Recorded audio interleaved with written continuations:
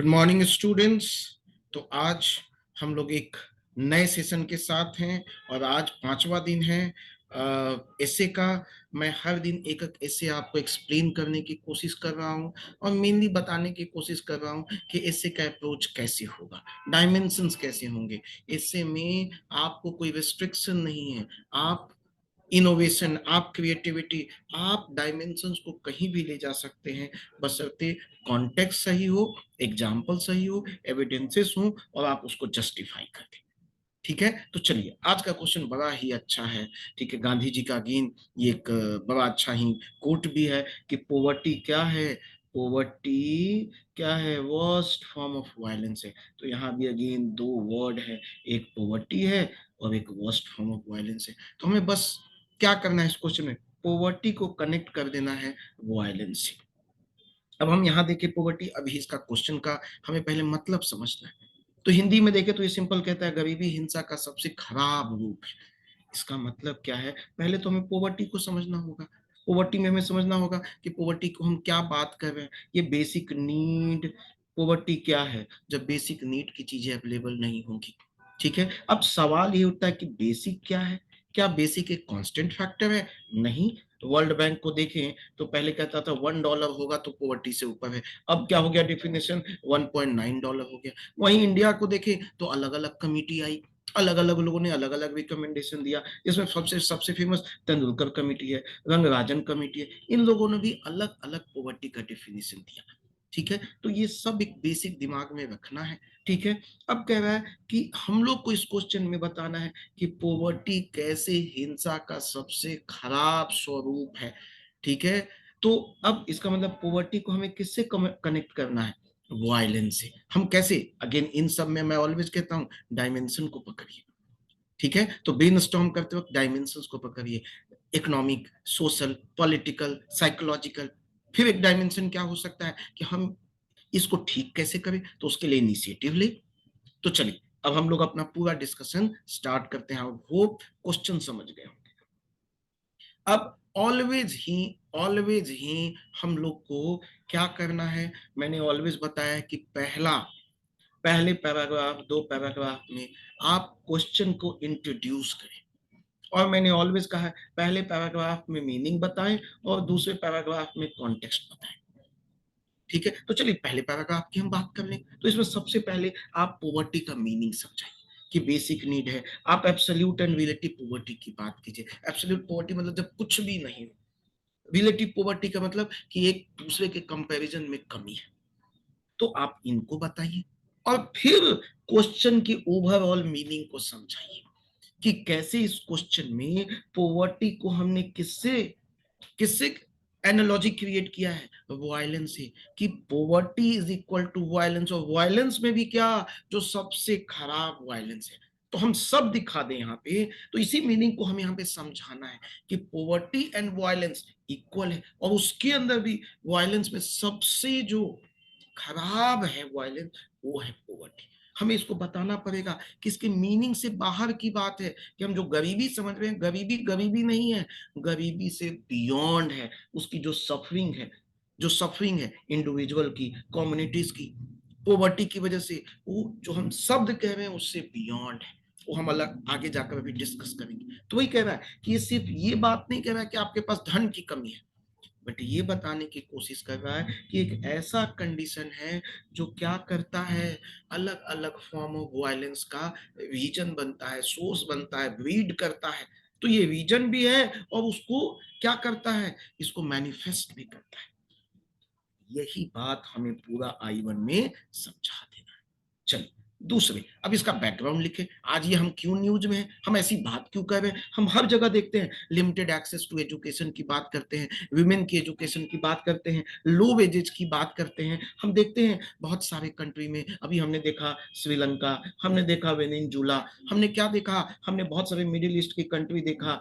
हमने वहां क्या देखा कि जब जो वहां की सरकारें थी बहुत फालतू का खर्च किया, बहुत सारा एक्सपेंडिचर ऐसा था जो जरूरी नहीं था, डिक्टेटर्स अपने ऊपर खर्च कर गए और जनता जो है गरीबी में जी रही है। इसकी वजह से सिविल अनरेस्ट हुए, गवर्नमेंट चेंज हुआ। पैंडेमिक में भी हमने सिमिलर हालात दिखा कि जो सबसे गरीब थे उनको सबसे ज्यादा नुकसान सहना पड़ा, सबसे ज्यादा सफरिंग हुई। सेम वे में जेंडर इनइक्वालिटी, जो मेंटल हेल्थ के पेशेंट है, जो हेट्रेड हो रहा है समाज में, जो पुअर आदमी है उनके प्रति ज्यादा हेट्रेड है।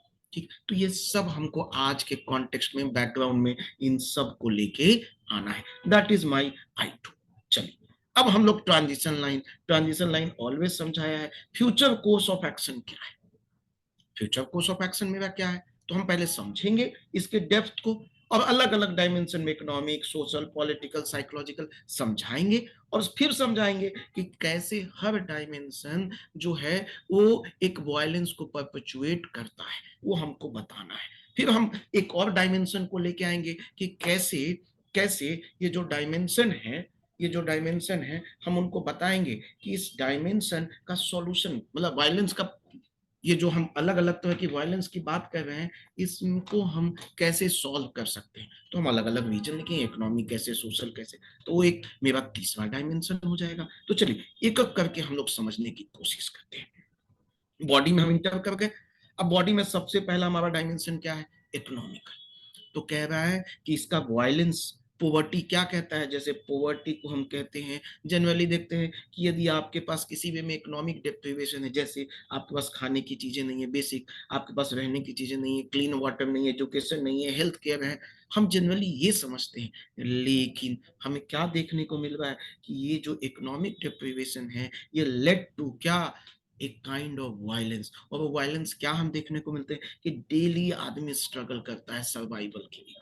डेली आदमी हर दिन काम करता है, हर दिन उसको अपनी बेसिक फाइनेंस नहीं है कि वो अपने खाने के लिए भी जुगाड़ कर सके। ठीक है, और इससे क्या होता है कि खाने की भी चीजें नहीं हो, जब खाने को ही नहीं है तो इसका मतलब सिंपल सा क्या है, वो डिप्रिवेशन इतना हाई हो चुका है कि हम आगे की तो बात ही छोड़ दीजिए, हम आगे की जो मोबिलिटी है, पढ़ाई है, हेल्थ अच्छा रखें, हम आगे समाज में बढ़े, हम आगे अपना ग्रोथ करें, उसकी तो बात ही भूल जाइए। और यही क्या होता है कि बीसीएस साइकिल बना देता है। हम एग्जांपल देखते हैं, इंडिया, साउथ अफ्रीका, ब्राजील, जितने डेवलपिंग कंट्री, हम क्या देखते हैं कि एक बहुत रिच लोग हैं और एक बहुत गरीब लोग हैं। हम क्या देखते हैं, रिच वालों की जो परसेंटेज है वो बहुत कम है, 1 से 2% लोग हैं, जबकि गरीब लोग क्या हैं, 80 से 90% गरीब लोग हैं। ये दिखाता है कि इकोनॉमिक डिप्रीवेशन कैसे इनइक्वालिटी है।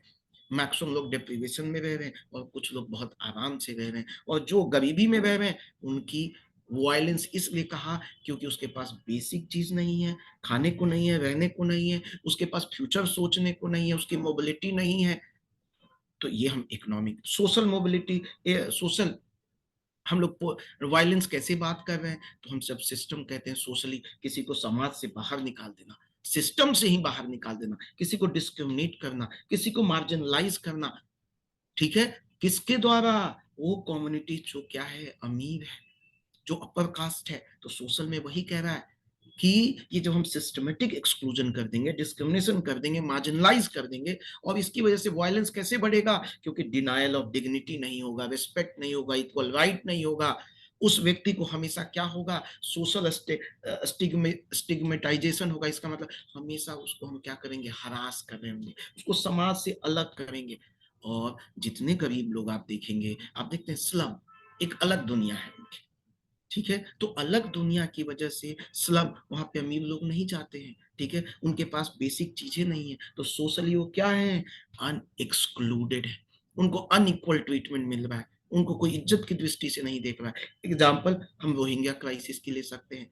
इसमें जो रोहिंग्या मुस्लिम थे, वो जहां भी गए उनको रहने को नहीं मिला, उनको बेसिक चीजें नहीं मिली। ठीक है, उनको नॉर्मल सिटीजन की तरह ट्रीट नहीं किया गया। ये अपने आप में ही क्या है, एक एक्सक्लूजन है। तीसरा पॉलिटिकल, तो ये तीसरा आप पॉलिटिकल बात कह सकते हैं। पॉलिटिकल में आप क्या बात कर सकते हैं, तो जो पॉलिसीज है, जो क्या करती हैं, फर्दर सोशो इकोनॉमिक इनइक्वालिटीज को प्रमोट करती हैं। इसकी वजह से क्या है, जो पर्सन है, सिटीजन है, विमेन है, वो क्या कर रही है, एक्सक्लूड हो रहे हैं। एग्जाम्पल हम विमेन रिजर्वेशन देख लें, तो विमेन रिजर्वेशन आने से पहले क्या था, विमेन मात्र 14% रिप्रेजेंटेड थी। तो क्या था, पेट्रियार्क सोसाइटी था, विमेन को आगे बढ़ना ही नहीं देता था, तो इसी का हमने सॉल्यूशन निकाला। तो वही कह रहा है, ऐसी पॉलिसी जो क्या करे, सोशो इकोनॉमिक इनइक्वालिटीज को और बढ़ाए, उसको हम पॉलिटिकल। और ये क्यों हो रहा है, क्योंकि गरीब लोग हैं, और ये वायलेंस किस रूप में हो रहा है, क्योंकि उनको एक्सक्लूड कर दिया जा रहा है। ठीक है, तो वही कह रहा है कि पॉवर्टी का वर्स्ट फॉर्म ऑफ वायलेंस क्या है, गवर्नेंस का फेलियर, करप्शन होना, ऐसी पॉलिसी बनाना जो किसी रिलीजन को, कास्ट को बाई क्या करे, अलग अलग करे, या एक को दबाए और एक को फेवर करे। क्लियर है, तो यही कह रहा है। कुछ ऐसा भी होता है कि पॉलिटिकल एंटिटीज क्या होते हैं, वो जानबूझ के गरीब को गरीब रखना चाहते हैं, जिससे क्या होगा, उनका वोट बैंक बना रहे। बिहार का बेस्ट एग्जांपल ले लीजिए, बिहार गरीब लोग थे और गरीब ही ज्यादा रहे, क्योंकि पॉलिटिशियंस या पॉलिटिकल पार्टीज ने वही क्या किया, परपेचुएट किया।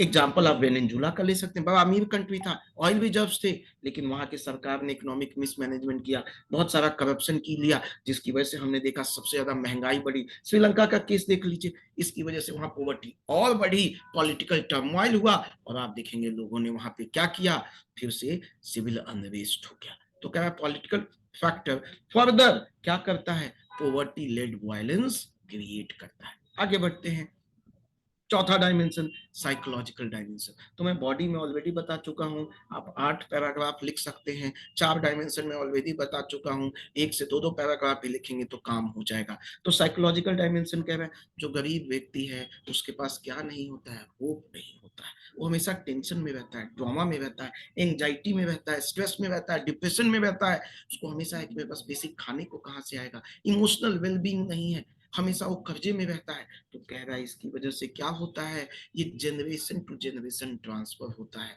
और कहा जाता है गरीब का बेटा गरीब होता है, एक विशियस साइकिल बन जाता है। बहुत कम लोग इस गरीबी को तोड़ पाते हैं, तो ये बात आपको लिखना है। चलिए लास्ट पॉइंट हम लोग मूव करते हैं। लास्ट पॉइंट हमारा है, एक लास्ट डायमेंशन है कि इसको एड्रेस किया कैसे किया जाए, इस पॉवर्टी को जो एक वायलेंस के रूप में काम करिए, इकोनॉमिक इंटरवेंशन करो, उसमें माइक्रो फाइनेंस स्किल दो, बैंक की ओर से एक्सेस कराओ जो खुद सफिशियंट नहीं है। सोशल पॉलिसीज क्या लाओगे आप, रिजर्वेशन पॉलिसी लाओ, एजुकेशन दो, हेल्थ केयर दो, जेंडर इक्वालिटी दो। देखा हमने विमेन को रिजर्वेशन में क्या दिया है, बिहार में जॉब में 35% जॉब में दिया है। अभी हमने देखा पार्लियामेंट में हमने क्या किया है, ठीक है, और पॉलिटिकल फैक्टर्स में आ जाएगा, हम विमेन रिजर्वेशन की बात कर सकते हैं। इकोनॉमिक इंटरवेंशन में हम देखिए मनरेगा जैसे काम दिया है हमने, ठीक है। सोशल पॉलिसीज में हम क्या देखेंगे, हम रिजर्वेशन लेके आए हैं।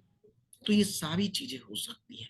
ट्रांस पॉलिटिकल रिफॉर्म क्या कर सकते हैं, ट्रांसपेरेंसी लाओ, गुड गवर्नेंस लाओ, क्या करो, डिस्ट्रीब्यूशन करो रिसोर्सेज का, क्या करो, टेक्नोलॉजी को लेके आओ। फिर क्या कह रहा है, इन्वेस्टमेंट करो किसमें, मेंटल हेल्थ में, कम्युनिटी सपोर्ट स्ट्रक्चर बनाओ जिससे क्या हो, ट्रॉमा में कम्युनिटी काम आए और साइकोलॉजिकल बर्डन को कम कर सकते हैं। तो ये मिला के आप 2-3 पैराग्राफ लिख सकते हैं, 2 पैराग्राफ भी लिखेंगे, उधर 4 है, 6, टोटल 8 पैराग्राफ हो जाएगा। चलिए लास्टली हम कंक्लूजन की बात करेंगे। वही कंक्लूजन में हमने ऑलरेडी बताया क्या क्या इनिशिएटिव लिया है। अब लास्ट पैराग्राफ हम समराइज कर देंगे कि पॉवर्टी कोई एक पॉइंट नहीं है, वो एक क्या मकड़ी का जाल है, जिसके अलग अलग रीजन है, और वो वायलेंस उसको अलग अलग रूप में दिखता है, और जो गरीब होता है उसको सब तरह का वायलेंस दिखता है। कौन सा, इकोनॉमिक डिप्रीवेशन का भी, सोशल डिप्रीवेशन भी, ठीक है, पॉलिटिकल डिप्रीवेशन भी, साइकोलॉजिकल, उसको सब तरीके का वायलेंस दिखता है, और वही इसमें हम लोग बात करेंगे। और लास्टली कि पॉवर्टी को कम करने के लिए हमको एक होलिस्टिक अप्रोच लाना होगा, हमें सारे स्टेक होल्डर को एक जगह लाने होंगे। और जो पॉवर्टी, जो गरीब, हम सस्टेनेबल डेवलपमेंट गोल को भी अचीव करने की बात करेंगे। गोल नंबर 1 है नो पॉवर्टी, तो कहेगा कि हमें सारे स्टेक होल्डर को एक जगह आकर हमें सस्टेनेबल डेवलपमेंट गोल को 1 अचीव करना है, और हमें क्या करना है, इस दुनिया को पॉवर्टी से अलग करना है, मतलब एकदम पॉवर्टी से, पॉवर्टी को खत्म करना है, और एक ऐसी समाज बनाना है जो जस्ट हो, इक्विटेबल हो, हर का स्टैंडर्ड ऑफ लिविंग हो, और हर कोई खुशहाल हो। आप इन बातों को लिखकर अपना एसे कम से कम 700-800 वर्डों में इजिली कंप्लीट कर सकते हैं। तो हम लोग नए सेशन में मिलते हैं next time, same day 9 AM। और आप लोगों से रिक्वेस्ट है, जो लोग को पीडीएफ चाहिए वो हमारे ऐप पर आकर इसे डाउनलोड कर सकते हैं। और ऑल द बेस्ट, सब्सक्राइब कीजिए हमारे चैनल को। और दोस्तों में भी शेयर कीजिए। Thank you, all the best.